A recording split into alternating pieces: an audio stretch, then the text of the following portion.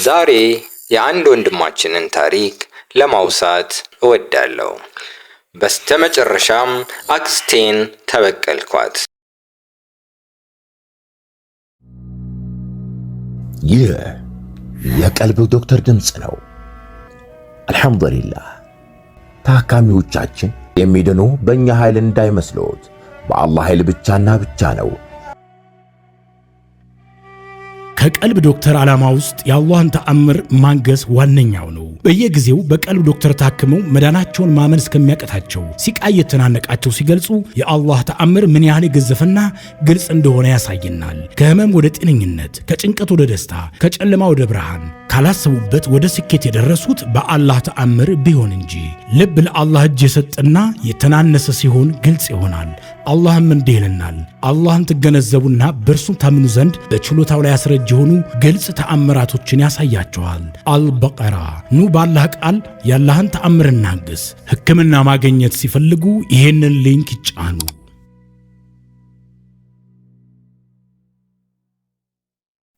አሰላሙ አለይኩም ወረሕመቱላሂ ወበረካቱ። ይህ የቀልብ ዶክተር ነው።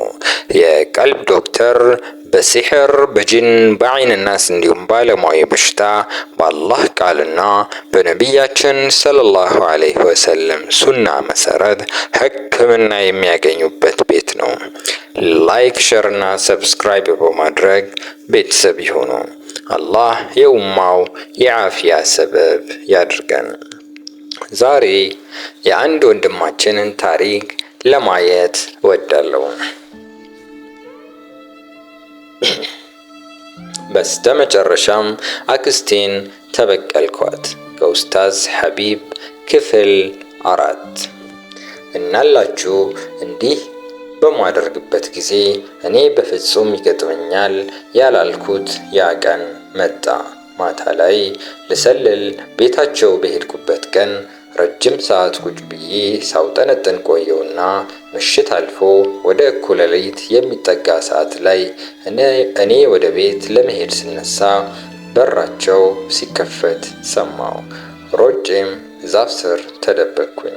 ከቤቱ የወጣችው አክስቴ ናት። በዛ ሰዓት ላይ ውስጤ ያለው በቀል፣ እልህ በአፍንጫዬ ልትወጣ ደረሰች። ሄጄ ላንቃት ከራሴ ጋር ፍልሚያ ገባው። ምን አለ ጩቤ ነገር ይዤ በመጣው ብዬም አማረርኩ። ግን ደግሞ አክስቴ ወዲያው ወጥታ በሩን ዘግታ እንደጨረሰች ዙሪያዋን በዓይኗ አየችና ወደ ታች ስትራመድ እኔ ጥላውን አድርጌ ተከተልኳት።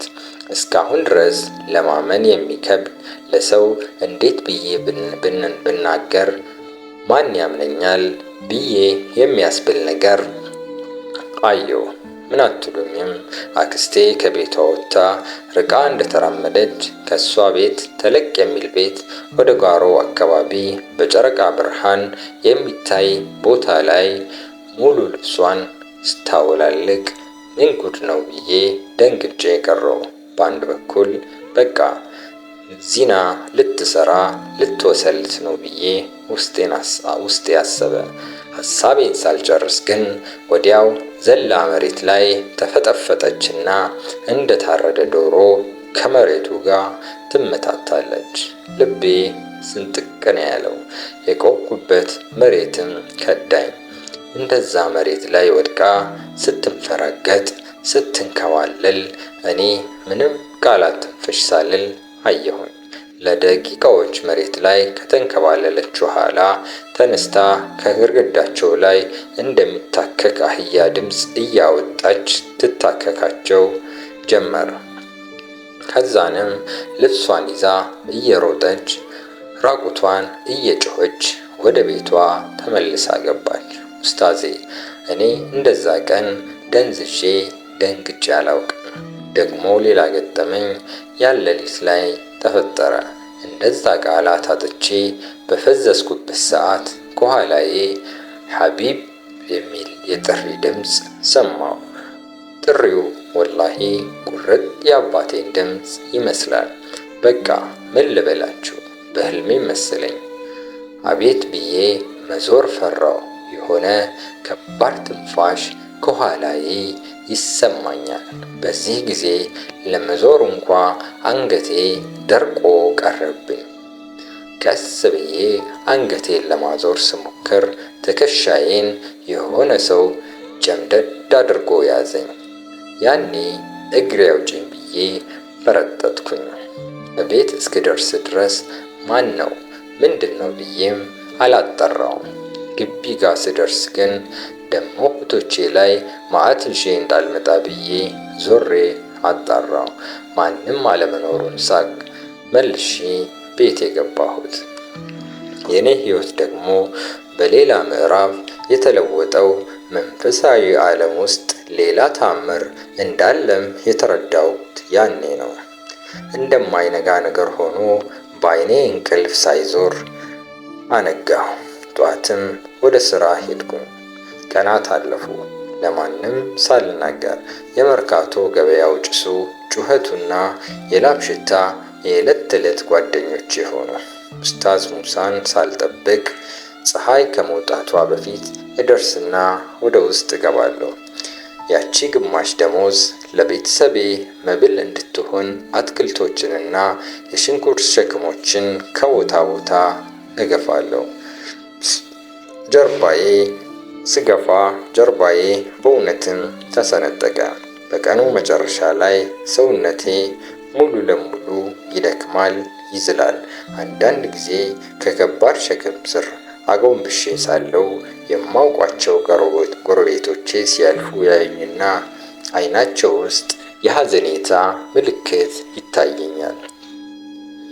የገሌ ልጅ እንዲህ ሆኗል የሚል የሹክሹክታ ድምፅ እሰማለሁ።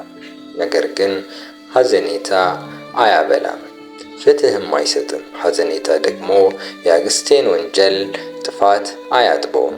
ስለዚህ በራሴ ላይ ተበሳጭቼ ከንፈሬን እነክሳለሁ። እያንዳንዱ የላብ ጠብታ፣ እያንዳንዷ የተሸከምኩት ከረጢት በአክስቴ ላይ የምሰበስበው የበቀል ኃይል መሆኑን አስባለሁ። ምሽት ላይ እህቶቼ የተወሰነ ራት በልተውልኝ ሲተኙ የኔ ቀን እንዳዲስ ይጀምራል። በቃ በበቀል ሐሳብ ስብከነከን አመሻለሁ። ቤታችን ጨለማና ጸጥታ ሰፍኖበታል። አክስቴ የአባቴን ንብረት እንዴት እንደወሰደች የሚያሳይ ማስረጃ ፍለጋ የድሮ የማይረቡ የሚረቡ ዕቃዎችን መጀመር ጀመርኩ።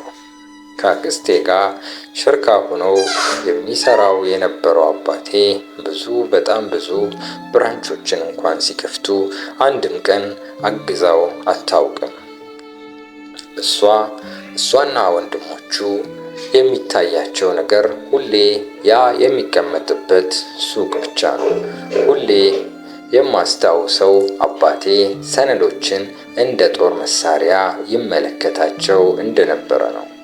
ሐቢብ ይለኝ ነበር፣ ሰው የረሳውን ነገር በወረቀት አስቀምጠህ አስታውሰው ይለኛል። ግን ምን ዋጋ አለው? እኔ ንብረቱን በሙሉ ያዘረፍኩ ሰው ነኝ። አንድም ዶክመንት መውሰድ አትችይም ብላት ያኔ አሪፍ ነበር። አንድ ምሽት ወለሉ ላይ ተቀምጬ ልቤ በፍጥነት ይመታል። ምናልባት ጨጓራዬን አሞኝ ይሆናል። ሰሞኑን ቃሪያ ስበላ እያመመኝ ነው ብዬ ለመርሳት ሞከርኩኝ። በሕይወቴ እንደዛ ቀን አጣዳፊ ህመም አጋጥሞኝ አያውቅም። ወዲያው ቱኪያ ጀመረኝ። ያው ቱኪያ ሙሉ ደም ነበር። ወጣው ወደ ውጪ እንደ ጅብ ነበር የሚያስጨወኝ ህመሙ። እንዴት አድርጌ ልዳን? የምሞትም መሰለኝ። ሐሳቤ ሁሉ እህቶቼ ነበሩ። አላህ ይቅር ይበለኝና ያን ምሽት አላህ ግን ጨካኝ ነህ እህቶቼስ ብዬ አለቀስኩ። ትውከቱን ማስቆም አልቻልኩም። በቃ ያለኝ አማራጭ የሚመጣውን ትውከት መዋጥ ነው ብዬ ስሞክር በአፍንጫዬም እየመጣብኝ ተጨነቅኩኝ። ውሃ ጠጣው። ውልቅ አድርጎ አጥወልውሎ እስኪደፋኝ ድረስ አስታወከኝ። ዓይኔን ስገልጥ ግን ሰፈር ክሊኒክ ውስጥ ነው ያገኘሁት።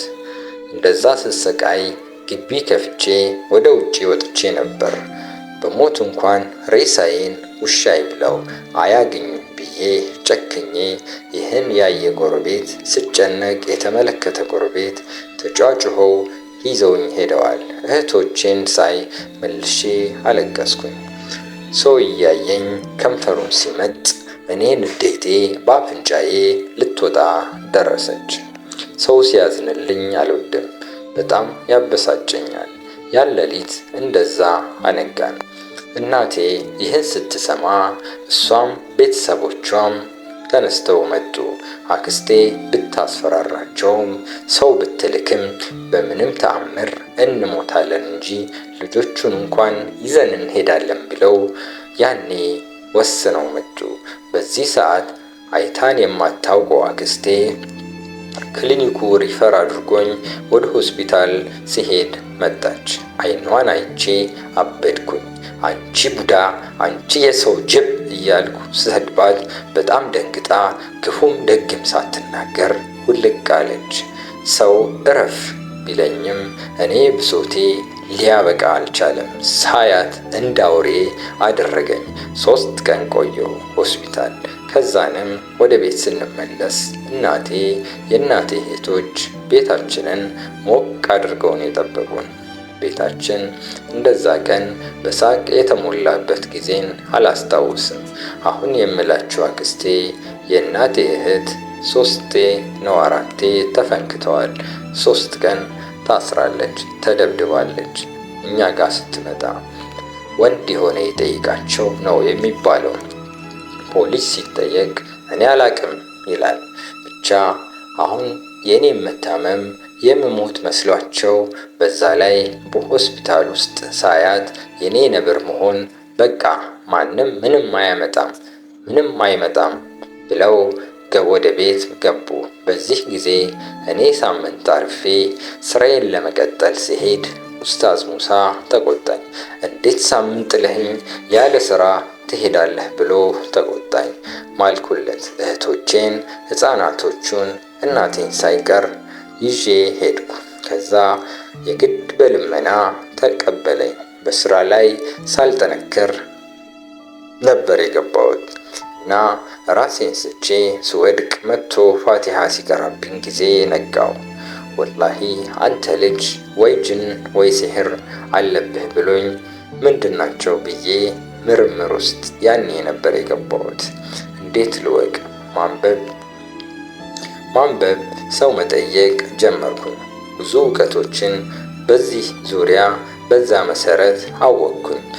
በዛ ወቅት የቀልብ ዶክተር የሚባል አልነበረም። ስለዚህ አማራጬ ታዋቂ የተባሉ ኡስታዞችም ጋር ሳስቀራ ትንሽ ለውጥ ይኖረውና ከዛ መልሶ ያመኝ ጀመር።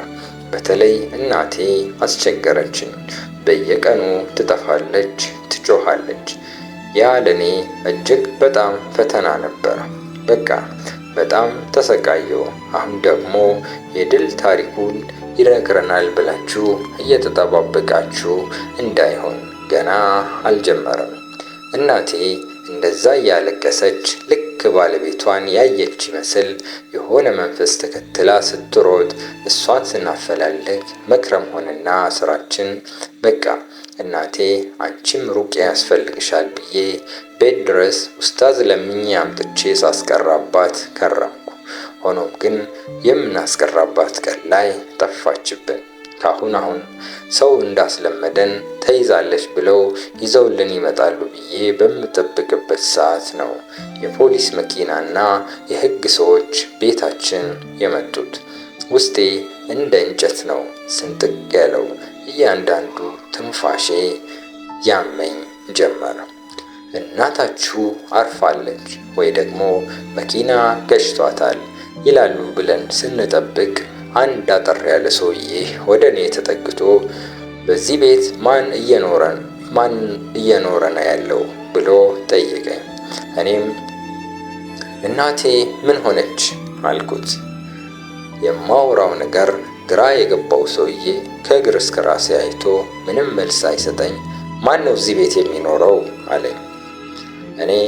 እኔ እና እህቴ እና እህቶቼ እና የእናቴ እህት ብዬ መለስኩለት።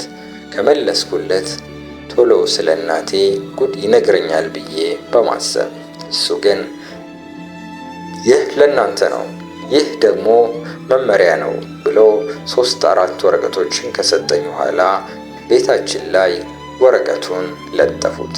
እስከ ሳምንት ሰኞ ድረስ ቤታችሁን ለቃችሁ ውጡ አለኝ። ምን እንደሚለኝ ራሱ አልገባኝም።